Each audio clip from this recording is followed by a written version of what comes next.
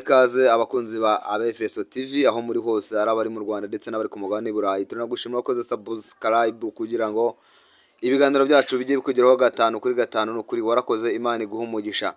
Nawe ugeze ku murongo Abefeso TV bwa mbere, kora subscribe, ukore share ndetse ukande no kukazogera kugira ngo ibintu byacu bigende neza, kugira ngo amakuru yacu ajya kugeraho udakererewe. Hanyuma njyewe kuri mikoro ni Nashona, kuri kamera murabona umugabo umukozi w'Imana umeze neza. Uyu munsi twamuhamagaye kuri Abefeso TV kugira ngo agire ubutumwa aduha cyangwa agire ubutumwa atuganiriza. Hari byinshi dushaka kuganira nawe, hari aho Imana yamukuye, hari naho imugejeje.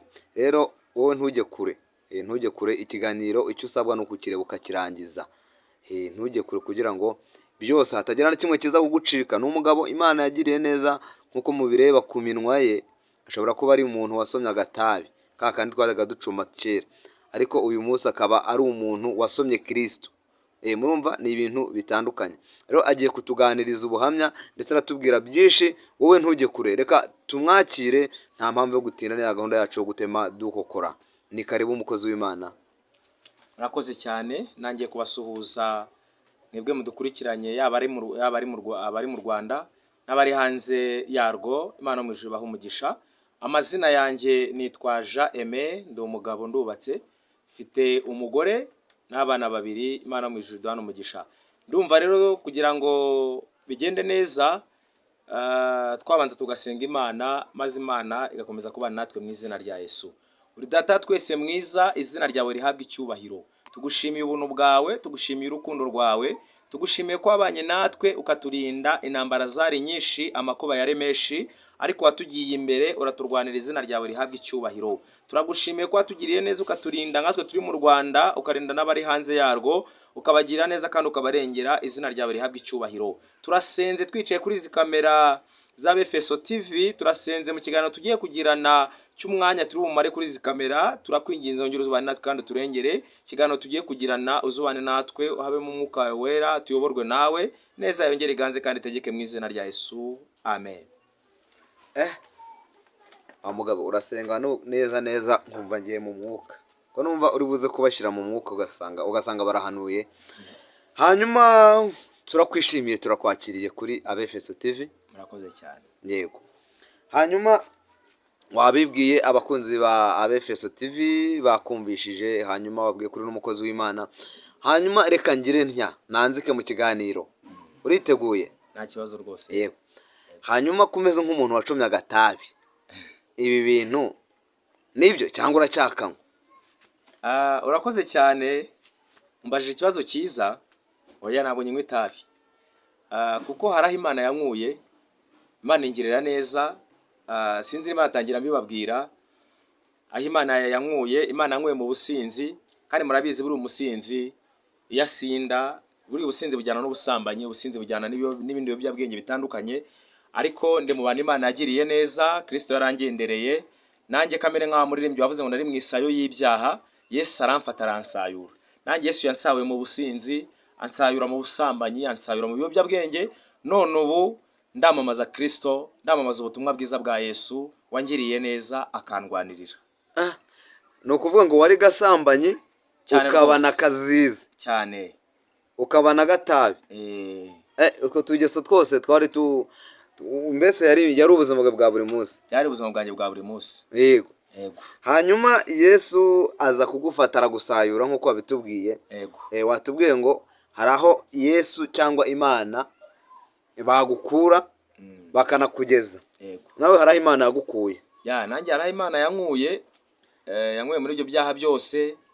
Insanga mu kabari, irantoranya, inkuramagana n'abanyabyaha, irampamagara. Nyuma yo kumpamagara ntiyamamagaye gusa ngo nitwe umukristo, ahubwo yarampamagaye ngira umukristo. Nyuma yo kungira umukristo, ingirira icyizere, ngabiza umurimo wayo. Ubundi umuntu w'Imana, nkora umurimo w'Imana, nanjye Imana yangiriye neza. Hanyuma ni iki cyaguteye kuza kuri kamera za Abefeso TV kugira ngo utuganirize? Ni irihe shyaka ryabiguteye kugira ngo, cyangwa ni iki cyaguteye, cyane izihe mbaraga zaguteye kuba waza kuri kamera kugira ngo udusangize ubutumwa cyangwa ubuhamya bwawe? Ni izihe mbaraga cyangwa ni iki cyabiguteye? Murakoze cyane. Icyatumye nifuza kuba natanga ikiganiro cyangwa natanga ubuhamya, maze iminsi itari mikeya nkurikirana social media, nkurikirana ibiganiro by'abantu batanga, cyangwa uretse na social media maze iminsi njya ahantu henshi hatandukanye. Ikintu cyambabaje cyatumye ngira ishyaka n'inyota byo kuba nakifuza kuba naganiriza abanyarwanda cyangwa naganiriza isi yose ubutumwa bwiza. Nagira ngo ni ikintu cyabineye ni ikintu kimwe. Maze iminsi mbona abantu biyambitse ishusho y'ubumana, bakitwa abashumba, bakabyitwa ku izina, wareba imikorere yabo n'imivugire yabo ukabona itandukanye n'ibyo bakora. Ugasanga umuntu ni umushumba, ariko nyuma yo kuva ahera h'Imana cyangwa nyuma yo gushumba bashumbye, ugasanga ari gukora ibindi bihabanye. Mpita mbisanisha n'icyanditswe Yesu yabwiye abigishwa be, arababwira ngo abantu muzamenya ko, cyangwa yari kubwira abigishwa ababwira ngo kugira ngo mumenye ko abantu bakorera Imana cyangwa abafite imbuto cyangwa abafite agakiza, ataho umuntu muzabamenya ni ku mbuto zabo. Abakristo nyakuri Yesu nibo yavugaga abwira abigishwa, ababwira ngo muzamenyera ku mbuto zabo. Hari abantu maze iminsi mbona hanze aha rero ngo ni abashumba. Hanyuma ukira aho ngaho, nimba ntakurogoye umukozi w'Imana, unyemerere tugendane gutya cyangwa tugendane neza, tubigendanemo neza. Hanyuma urambwiye ngo Yesu ngo yaravuze ngo abanjye muzabamenyera ku mbuto zabo. Iki kintu cyo kuvuga ngo imbuto, umusinzi ashobora gusinda akagira neza, umusambanyi ashobora gusambana akagira neza, umujura ashobora kwiba ariko akagira neza. Aba bantu b'isi cyangwa n'abantu ba Yesu, izi mbuto tuzazitandukanya gute kugira ngo tumenye ko ari iza Kristo cyangwa ko ari aba Kristo? Murakoze cyane. Nagira ngo mbabwire iki kintu n'abantu bakimenye. Imirimo yose wakoreye nyuma y'agakiza nta ngororano z'ijuru zirimo. Iyo uri umusinzi n'urugero wakoreye nyuma y'agakiza, nyuma kwakira Kristo, buriya kugira bisobanure neza, uri umusambanyi ukagaburira umuntu wasambanye, icyo gihe wagize neza, ariko izo ngororano zo zaguhesha ijuru kuko wabikoreye mu mwijima. Bibiliya iravuga ngo umwijima, ariko noneho mu gihe n'undi ntiyasambanye ubireba, ariko araje kugira neza. Cyane cyane abantu bakunda kuvuga ngo Imana iguha umugisha, ariko wa mugisha wenda dusaba uyu muntu ashobora ibyo akoresheje kugira ngo umusabire umugisha cyangwa umusabire umugisha, afite izindi mbaraga cyangwa ubundi buryo ki yabubonyemo butari bwiza cyangwa buri bwiza, ariko icyo tuzi neza cyo twebwe ntabwo tuba tubizi. Nicyo nagusobanuzaga. Abo bantu uzababwirwa n'iki? Birasaba iki kugira ngo umenye uwo muntu ushobora kumenyera ku mbuto za Kristo n'umuntu ushobora kumenyera ku mbuto mbi, kandi bose bakora ibikorwa byiza? Urakoze cyane. Nicyo nanjye nashaka gusobanura rero. Nashatse gusesengura ndavuga gukora neza sibyo bihesha ijuru. Gukora neza ikiguhesha ijuru ni agakiza. Agakiza ni iki rero? Buriya abantu ubundi iyo bavuga agakiza, abantu bashaka gusobanura agakiza icyo ari cyo. None icyo nshaka kugushaho ntago nibagiwe icyo wambajije ngo umuntu w'umunyabyaha akagira neza n'umuntu w'umukristo akagira neza, hanyuma tuzamenya utu wakoreye umugisha muri bo. None dore itandukano ry'umugisha rero. Wa muntu wakoze neza ari umusambanyi, kandi bose bagize neza. Nicyo nshaka gusobanura nyine. Wa muntu wakoze neza ariko ari umusambanyi, urumva yagize neza, ariko bya bindi yagize ingororano ze zazibona kiri hano mu isi, ariko izijuru ntazazabona. Kubera ko Bibiliya ivuga ngo iki? Bibiliya iratubwira ngo ijuru rizajyamo umukiranutsi. Umukiranutsi rero gukiranuka ni iki? Ni ukwirinda icyaha n'igisa nacyo. Ukirinda icyo, niba Imana ikubwiye ngo iki sinyishaka, ukamenya ngo Imana yambujije ibi. Ibyo yakubujije ni iki rero? Ni ibyaha. Ni ukwirinda ibyaha, ni ukugendera mu nzira Yesu agushakamo, ukareka ikibi gisa nk'icyo Uwiteka yanga. Maze iyo uretse ibyo ngibyo ukagendera mu gakiza k'Uwiteka, nawe ingororano zawe ni ukubona ijuru. Mu yandi magambo rero, itandukano ry'umupagani n'umukristo, buri umuntu wasambanye akagira neza nibyo yagize neza, umuntu wanyweye inzoga cyangwa umusinzi akagira neza nibyo yagize neza, ariko nta musinzi uzabona ijuru, nta n'umusambanyi uzabona ijuru. Ibi bintu abantu babimenye, mujye mureka tubwize abantu ukuri. Ibi bintu tujya kuvuga ngo ngiye maze niyo mpamvu nababwiye, maze kujya mu nsengero nyinshi cyane mbona abantu bita abakozi b'Imana bashaka kuyobya abantu, ugasanga umuntu ari gukora icyaha, ariko nushaka kubwiza umuntu ukuri ngo areke icyaha kugira ngo azabone ubugingo, ahubwo kwishimira ko abiba akabiba iby'amaboko ye, ariko ari kubibibira mu isi, ariko ijuru ntarihari. Ubaze gutya, wabwirwa n'icyo umuntu wasambanye n'utasambanye kandi bose bagusanze mu rusengero. urakoze cyane. Buriya ahantu hari umwuka w'Imana, nazajya umuntu kubeshya umuntu mu mubiri ntiyamenya umunyabyaha uwo ari we. Kandi ahantu hatari umwuka w'Imana nta muntu wamenya ko undi yakoze icyaha. Bibiliya ivuga ngo iki mu byakozwe n'intumwa, ngo mwuka wera namanukira mu bisi ntuzabasha kubemeza iby'ibyaha byabo. Kandi ahantu umwuka wera yageza gukora ku maso, ubu ngubu turi kuganira njye nawe, ubu ntiwamenya njyewe uwo ndiwe, ariko buriya mwuka wera yabaye muri wowe yakwereka njyewe wese. Yego, kugira ngo umenye rero umuntu uwo ari we nuko ubibwirwa n'umwuka wera. Hanyuma tukiri aho ngaho, Yego, nakubwiye ngo waje kugira ngo hari byinshi dushaka kuganira kuri Abefeso TV. yego, Reka nongere nkubaze ntya cyangwa gutya muri ubu buryo. yego. Hanyuma umukozi w'Imana, hari abantu tujya tubona biyitirira abakozi b'Imana, Yego, hari na bakaza ari abakozi b'Imana, aribyo ngira ngo Kristo yavuze yego, ngo baza bitwikira uruhu rw'intama yego. ariko imbere ari amasega aryana. Ngira ngo icyo ashatse kuvuga uri kucyumva neza. Hanyuma ko aba bantu baza bitwikiriye ishusho y'abakozi b'Imana ariko bafite iyindi mico cyangwa ibindi ibikorwa byabo bitari byiza, reka mbivuge gutyo, Yego, bo urabavugaho iki baza gusebya umurimo w'Imana? yego. Abo bantu icyo mbavugaho bazabona ishyano. Icyo ni icya mbere. Ikindi cya kabiri, impamvu abantu benshi barimbutse bazize kutamenya nuko badashaka ubwami bw'Imana. Muri iki gihe abantu bagishaka gutinda mu nama z'Imana cyane kurenza uko batinda mu nama z'abantu. Hari ikintu mbajije cyiza, hari abantu baza biyambitse ishusho cyangwa imico y'inama kandi imikorere yabo n'imigendere yabo ari amasega aryana. Abo bantu barahari cyane. Njyewe mbifitemo, ndi umugabo wo kubihamya, uretse no kuvuga ngo hari ibyo nabwiwe, nanjye hari ibyambayeho kandi mbikorewe n'ugwitwa ngo ni umukozi w'Imana. Rimwe ndabyibuka, wenda reka mbivugemo mbitangamo n'ubuhamya, ariko burafasha benshi. Rimwe nigeze mu buzima busanzwe, ubu ngende umuvugabutumwa, ndi umuririmbyi, ndi umucuranzi, n'indi mirimo Imana inkoresheje ndayikora. Rimwe nigeze kujya mu rusengero, rimwe nashatse kubabwira, ndujyamo ndi umucuranzi, ngo ndugire mu cyo gihe nawugiyemo ndi umusore, maze kurugeramo nangira gukorera Imana. Urwo rusengero narukoreyemo Imana ncuranga, mu gucurangira Imana ndi n'umuririmbyi. Uko iminsi igenda ishera, macuranga amezi ageze mu mezi 11, amezi 11 n'umucuranzi w'urwo rusengero. Noneho ngo buke ari naho nakuye, nababwiye ko ndi umugabo, mfite umudamu n'abana babiri. Uwo mudamu tubana ni nawe natangiye kumutereta mu rusengero, nakuye umufiyanse mu rusengero. Yego, no namukuye.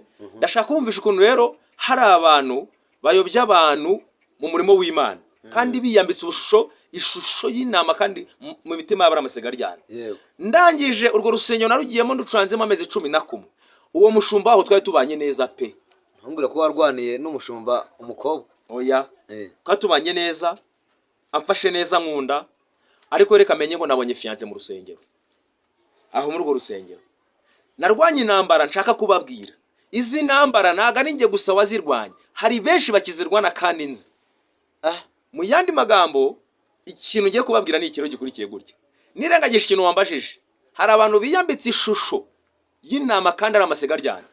Yego. Noneho uwo mushumba nagize ucyamba ndamubwiye ati rero, uwo mushumba ajya agisha abantu akababwira ngo nidukunda, ngo nubu uri umusore ugakunda umukobwa, ngo uzaza n'ifoto yawe babaza Imana ko ari byo. Ariko umushumba avuga. Noneho umushumba umunsi umwe nangiye guteretana no mukunzi wanjye ari nawe madamu wanjye, Imana yaje kungirira neza, uwo ari we nababwira dufitanye abana babiri, reka dutangire guteretana. Umushumba baza kumuha amakuru yuko nge neretana n'uwo nashatse. Umushumba arangije ngo amare kubyumva, narwanye urugamba rukomeye cyane, Imana yansindishirijemo. Umunyarwanda nawe wavuze ngo iki Imana yifatanyirije nawe ashobora kugitandukanya. Noneho umushumba urugamba narwanye ruteye gutya. Umushumba yaje kunyicaza ariho hantu nagiriye ubwoba. Kuva mu mezi 11 nababwiye curangira muri urwo rusengero, ntabwo umushumba ari yakanyicaza. Ariko amaze kumenya ko neretana na fiance wanjye ari nawe wanambereye umudamu, atangira kumpamagaza. Amamagaza ashaka ikirero. Yaramamagaje, tekereza umuntu w'umushumba uyoboye inama, uyoboye umukumbi ngashaka kugeza i Siyoni, akakwicaza akakubwira ngo ngiye nasenze Imana irambwira ngo uriya muntu mugiye kubana si uwawe, ngarashaka kukumenera amavuta. Nuko uwo muntu yambwiye. koko se waragenzuye usanga ibyo umushumba yavuze ari byo? Ntago byari byo. Ushingira kuki subihakana? Icyo nashingiyeho kanyikubwire rero, hari ijambo nakubwiye ngo ahantu hari umwuka wera ukuri kujya hagaragara. Byagiye hagaragara? Yego. Umushumba yaramfashe, samaze kumbwira gutyo ko ari kunsengera, Imana yamubwiye ko uwo muntu tugiye kuduteretana atari uwanjye. Narabyumvisha, maje kubyumva mva aho ngaho ndagenda. Maze kugenda, ikintu gitangaje kanyikubwire nukuntu yaje guca inyuma agahamagara madame wa umufiance wanje, yari fiance wanje, ubone madamu wanje, amubwira nawe bya bindi yambwiye. Aramwanga Imana yamubwiye ngo uriya musore ngo nuwo kumumenera amavuta, ngo nago tuzabana. Abahuje ku ijambo rimwe, amavuta. Ngo niko Imana yamubwiye. Noneho njyewe buri ikintu hari ibintu abantu bitiranya. Urukundo rwa nyarwo ntabwo rugira uburyarya, urukundo rwa nyarwo ntabwo rugira uburiganya. Urukundo rwa nyarwo niyo warurwanya ntacyo warusenyesha. Urwo rukundo rwa nyarwo rwo nshaka kuvuga rero, ni narwo Yesu, ni narwo Imana yadukunze igatanga umwana wayo Yesu. Urwo rukundo ni narwo Kristo dutegeka gukundana. Okay. Urwo rukundo rero rwo rwa nyarwo nirwo nakundanye hagati yanjye na madamu. Ni ukuvuga ngo hari abashumba bashobora gusenya ingo, bivuge gusenya ingo cyangwa bagasenya umubano w'abantu babiri. Yego. Urukundo hagati y'umusore n'umukobwa bari bagiye kubana bakabyica cyane kubw'inyungu zabo cyane. Imana ibabarira. Hanyuma ndongere nkubaze iki tugana ku musozo. Ndabona tuzasubira mu kindi kiganiro. Icyo usabwa no gukora subscribe, ugakora share na comment kugira ngo ibiganiro byacu bye bikugeraho 5 kuri 5 kandi kukazogera ntujye kure.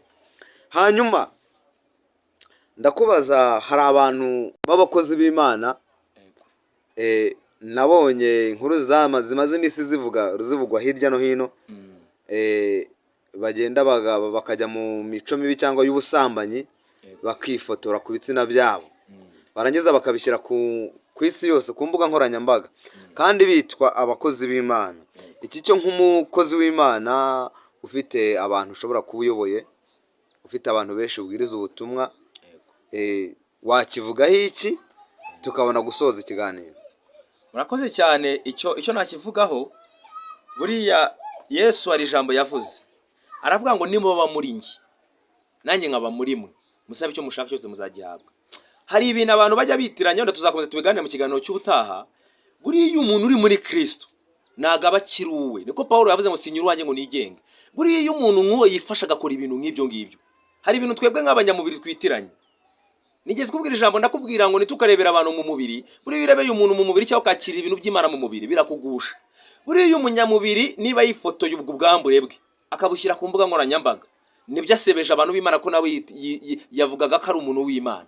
Ariko ibyo ngibyo icyo mbivugaho, niba koko uwo muntu ariko kuri kwaragenzuwe agasanga ibyo bintu koko yarabikoze ubwambure bwe bishyize ku mbuga nkoranyambaga, ntago njyewe ntago nemera ko uwo muntu koko ari umuntu uvuga ngo akorera Imana. Impamvu uvuga ngo nagakorera Imana, ntago umuntu ukorera Imana yakora ibintu by'urukozasoni nk'ibyo. Inama wabagira nk'abo ni iyihe? Inama nabagira rero, nibarekeraho. Impamvu uvuze ngo nibarekeraho, kuko hari imivumo barimo barikururira.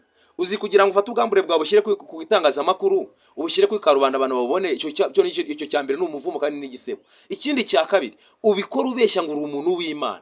Urumva uri gusebya ubutumwa bwiza, uri gusebya abantu b'Imana. Icyo gihe abantu nibazinukwa, icyo gihe uzaca n'ahantu uvuga ngo ndi umukozi w'Imana, batangiye ati hawe inka runaka sha, ose runaka agiye kwifotora ubusa abushyira ku mbuga nkoranyambaga, watari umukozi w'Imana. Urumva icyo gihe ni ibintu arimo arakora biri gusebya umurimo w'Imana. Ingaruka zirimo, bamwe bazacika intege gukorera Imana, niba nk'uwo muntu baramwizeraga bazi ko ari umushumba cyangwa ari n'umuririmbyi cyane n'iki kindi. Icyo gihe urumva hari ubundi buryo bongeye kumufatamo. Niba ari umushumba, hari abatuzanya kwizera abashumba bavuga tutazamera nka runaka.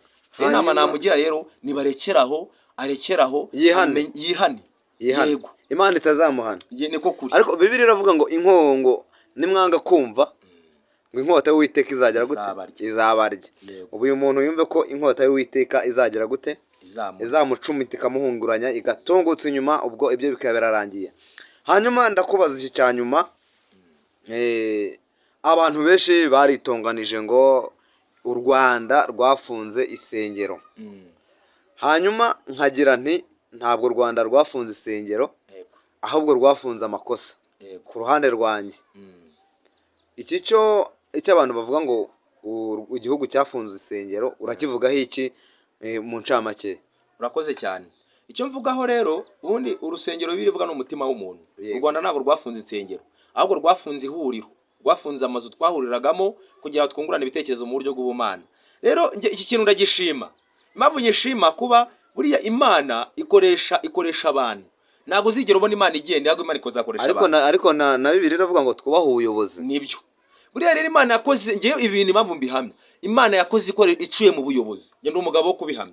Kuko byari bimaze kuba akavuyo. Wari usigaye uca ahantu ugasanga inzu y'ibyumba 2 ngo ari mu rusengero. Yego. Ugacana ugasanga inzu y'icyumba 1 ngo ari mu rusengero. Noneho nyuma ya bwa buhamya bwa rwa rusengero sazi, ugasanga bya bintu byahaje n'intambara. Ingo zasenyeye mu rusengero, ngo pasteur ngo yamanuriye ngo runaka so wanjye, ugasanga ngo umuntu warubya, ugasanga umuntu umugabo yarabyaranye umugore n'abana 5. Bafitanye abana 5. Undi ngo pasteur ngo yamubwiye ngo sabe, ugasanga ingo zirasenye. Ariko aho Imana yakoresheje nyakubahwa perezida wa Repubulika bakabashyiramo kugenzura kw'insengero, ubu ngubu ibintu byagiye ku murongo. Izo ntambara tukizumva dusigaye tubona ku mbuga nkoranyambaga ngo abantu barimo bararegana, runaka aramanuriye ngo ninandukane n'umugabo, ninandukane n'umugore, wabikurikirana ugasanga sibyo. Rero uko kuri ko icyo cyo ndacyemera 100%. Hanyuma abantu bavuga ko u Rwanda ngo batsikamiye, ngo abaturage ngo babuza gusenga, ngo babuza buri kimwe cyose. Ariko nge siko mbibona, nyuma mbona u Rwanda ari rwiza. Hanyuma aba babikora mba mbona bameze nk'abantu bashaka gusenya igihugu cyangwa gusebya igihugu cyacu cy'u Rwanda, cyangwa kudusebereza inyuma. Cyane cyane bagasebya perezida wa Repubulika Paul Kagame, nyakubahwa w'igihugu cyacu. Cyo urakivugaho iki tugana ku musozo? Icyo navuga, buriya abantu ne bamenye ubwenge kandi bamenye buriya Imana ni seriye, kandi n'abantu bagomba gukora Imana agomba kuba bari seriye. Ikindi, Imana ikunda umucyo ntabwo ikunda umwijima. Nibamenye ngo buriya Bibiliya avuga ngo iki, ngo twubahe abatuyoboye n'abaturi imbere, twubahe ubuyobozi kugira ngo tubashe kuramira mu gihugu cyacu. Twubahe ababyeyi, twubahe n'ubuyobozi. Ubuyobozi buratureberera rero.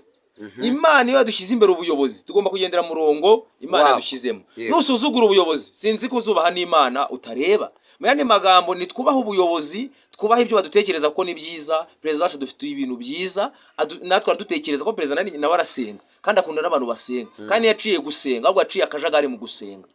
Nicyo navugaga. Imana n'umugisha umugisha. No kuvuga ngo bano bantu bari hanze bashaka kugira bavuga ibintu biterekeye n'ibigarasha, niko nabyita. Oya, nibareke. Ubwo bihane kuko baba bari kurura umuvumo. Iyo uvuze perezida w'igihugu nabi, uba uvuze Imana nabi. Kuko perezida w'igihugu abahagarara Imana ni ambasada. Ambasada hano mu gihugu. Mwisi. Yego, hano mwisi rwose. Rero tugomba tukubaha ubuyobozi, tukubaha umujyo w'ubuyobozi, kuko niba ubaha umujyo w'ubuyobozi ukagendera mu murongo, n'Imana muzamuri kumwe nayo. Wakoze kubana natwe mu kiganiro. Murakoze cyane. Hanyuma kora subscribe, ukoresha ndetse na comment kuri Abefeso TV, ukande no kukazogera kugira ngo ibiganiro byacu bijye kugeraho 5 kuri 5. Hanyuma wakoze kubana natwe mu kiganiro. Icyo usabwa no kureba ikiganiro ukakirangiza kugira ngo ibiganiro byacu bijye kugeraho 5 kuri 5, kandi inkunga yawe nta yindi irakenewe.